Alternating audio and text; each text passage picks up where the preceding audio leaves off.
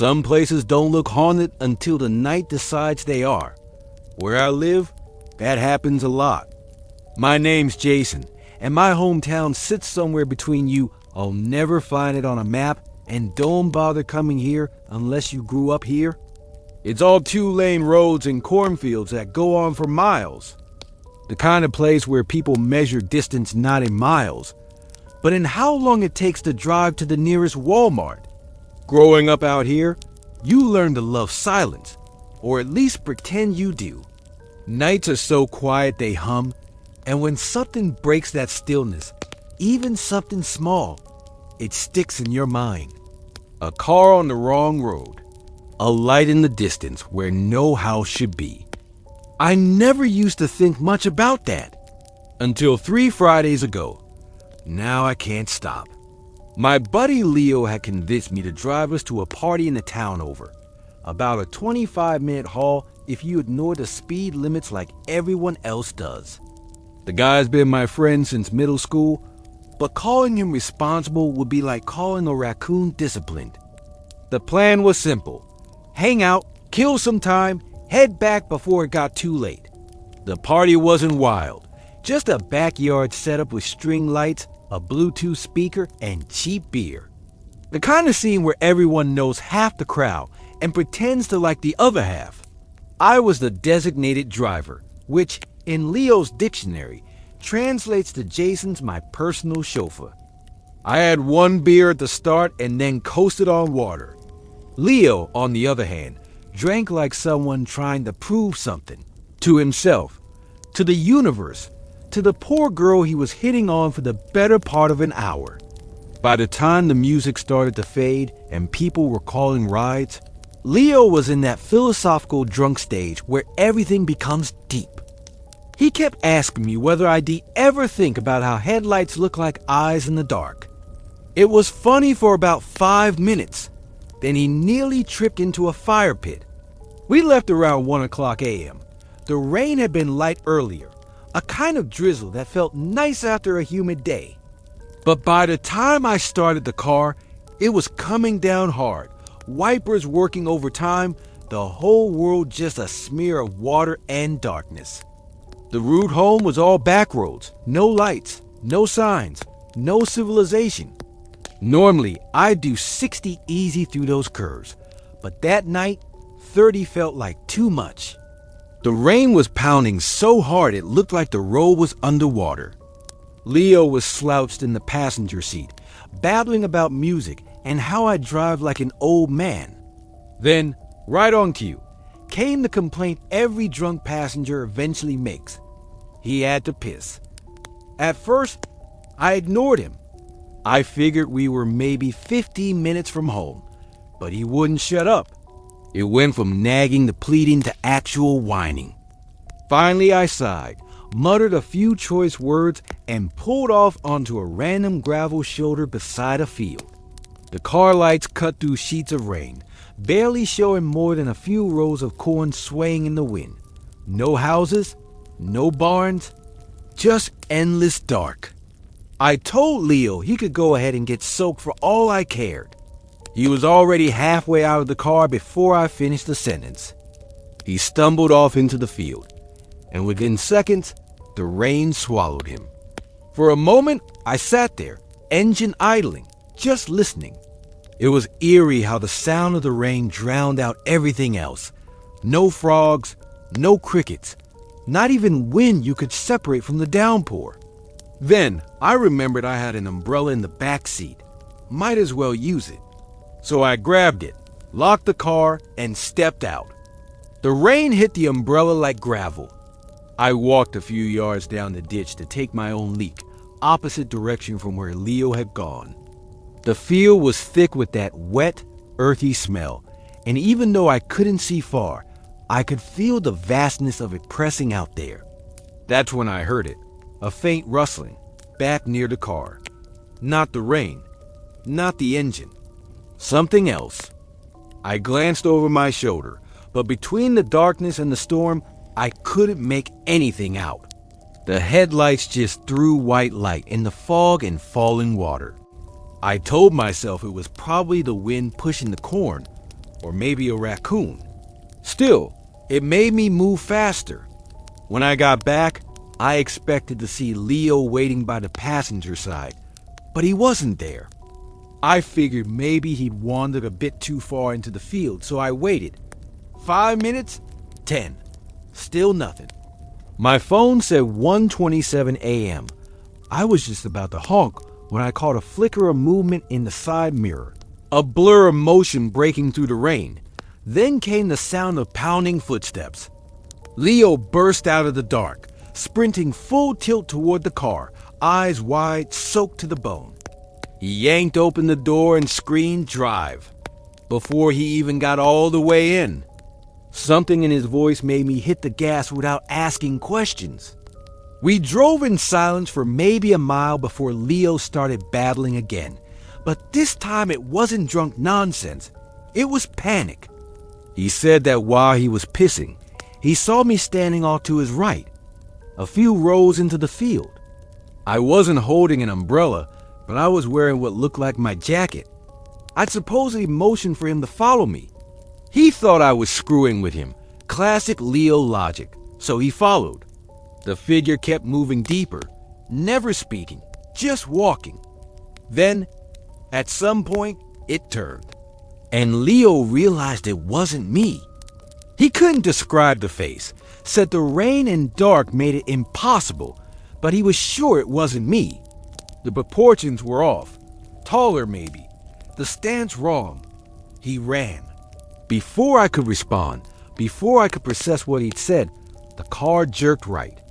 I fought the steering, but the sound that followed was unmistakable. Flap, flap, flap. A flat tire. "Are you kidding me?" I shouted, pulling over onto another narrow shoulder.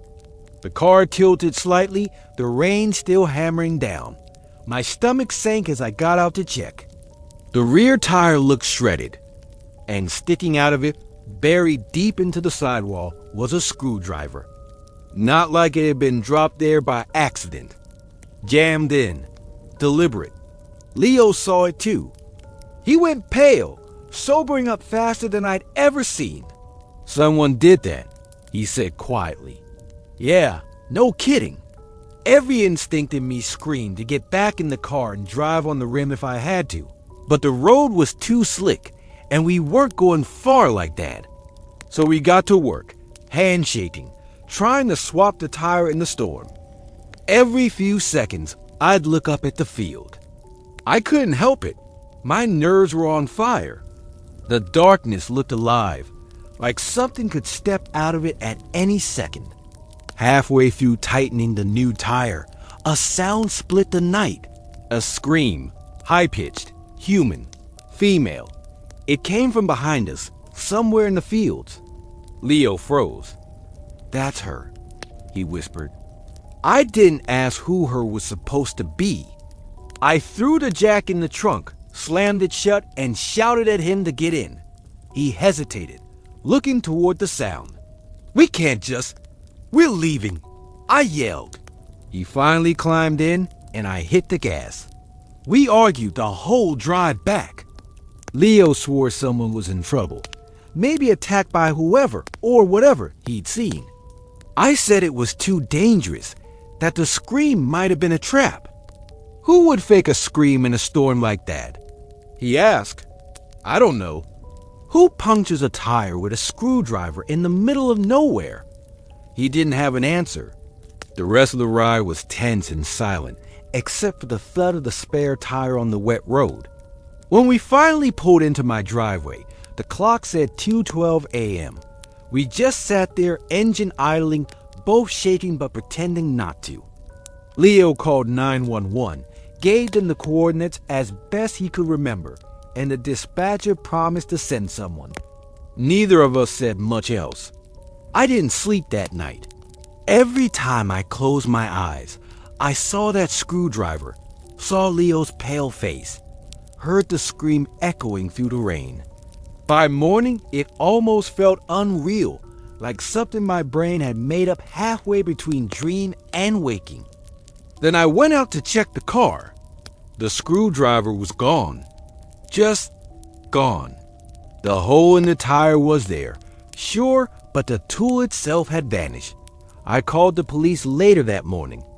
The officer I spoke to said they'd gone out to the location Leo described but found nothing. No signs of a struggle, no people, not even a tire. That last part got me. I told him I'd left a flat tire there when we drove off. He said there was no tire in the area. How far did you look? I asked. As far as we could safely in the conditions, he said. Which, I guess, meant not very far. Over the next few days, Leo wouldn't let it go. He kept coming over, rehashing it, insisting that maybe the scream had come from someone being attacked. That maybe the person he saw wasn't trying to lure him, but chasing her. He said the screwdriver could have been hers. Maybe she stabbed the tire trying to get our attention.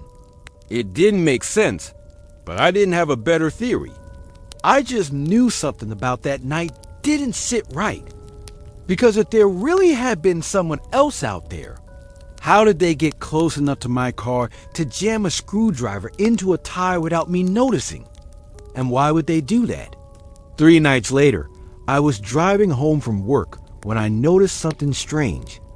A single wet footprint on my front porch. It was faint, half dry by the time I saw it, but the outline was clear. Not mine. Too large. I brushed it off as delivery or a neighbor, even though I don't have neighbors close enough for that to make sense. Then, that same night, my motion light flicked on around 1:40 a.m. When I looked out the window, there was no one there. Just rain starting up again. Leo called the next day, voice low. You're gonna think I'm crazy, man, but I saw him again. Who? The guy from the field? He said he'd been walking his dog near the edge of town, right by the tree line where the road bends toward the old mill. Said he saw a man standing across the ditch, watching him. No umbrella, just standing there, soaked. When Leo called out, the guy turned and walked into the trees. I told him he was probably still shaken up from that night, maybe seeing patterns that weren't there. But he was convinced. He followed us home, Leo said. That made my stomach twist. A week after the party, Leo didn't show up for work. He hadn't texted me either, which was weird for him. By the second day, I drove over to his place. His car was in the driveway. His lights were on. His front door was locked. I knocked, then pounded. No answer. Eventually, I called the sheriff's office for a welfare check. They went in. No sign of struggle, but his phone was still charging by the bed. His wallet was there too. They said there was mud on his back porch. 2 sets of prints leading off toward the woods. 2 days after he went missing, I got an email from an address I didn't recognize. No subject line, just a link. Against every instinct, I clicked it. It opened to a short video clip, dark, grainy, filmed from what looked like a phone. The angle was low, maybe set on the ground. At first, it was just rain. Then the camera shifted, and I saw headlights in the distance. My car. The footage showed Leo stumbling toward the field. Then faintly, another figure stepping out from between the rows of corn. Taller than me. Moving wrong jerky like the film skip frames. The figure stopped, turned toward the camera. The face was blurred, but the outline of it, thin, long, raw, made my stomach drop. Then the video ended. The time stop? 1:14 a.m., the exact time we'd been on that road. I sent it to the police. They said it might be a hoax. Deep fake or edited footage. They told me. But they couldn't explain how someone would have filmed us that night, out there, in the storm, with no houses nearby. I told myself I wouldn't go back. But 2 nights later, I did. I needed closure. Or maybe I needed proof that what happened was just coincidence. The road looked different in daylight, ordinary, harmless. The corn had been cut down since then, just low stalks left. I parked where we'd stopped, walked a few yards into the field. Nothing. No screwdriver. No tire tracks. No sign of anything. But as I turned back toward the car, I saw something glinting near the ditch. I picked it up. A phone, cracked, half buried in mud. The case was familiar. Leo's. I powered it on. The screen flickered, battery low, but it opened to the camera app. There was one recent video. It was shaky, dark, recorded from waist level. Leo's voice whispered, "Jason, is that you?" Then static, and the frame tilted down as if he dropped it. The last image before it cut off was a shadow moving across the lens. Too close, too fast. It's been 3 weeks. No one's found Leo. The police stopped calling for updates. Sometimes at night, I wake up thinking I hear that same scream, far off, under the sound of rain. 2 nights ago, my motion light came on again. I looked outside, and through the downpour, I saw footprints leading away from my driveway toward the woods. I followed them this morning when the rain stopped. They went on for maybe 100 yards before they ended in the middle of a field. And there, sticking out of the mud, was a single screwdriver. The same kind, same worn handle, same rusted tip. I left it there. I don't drive that road anymore. I don't go out at night when it rains. But sometimes, especially when it storms, I swear I can see headlights stopped in the distance, just beyond my property line. And once last night, I thought I saw someone standing beside them. Tall, still, waiting.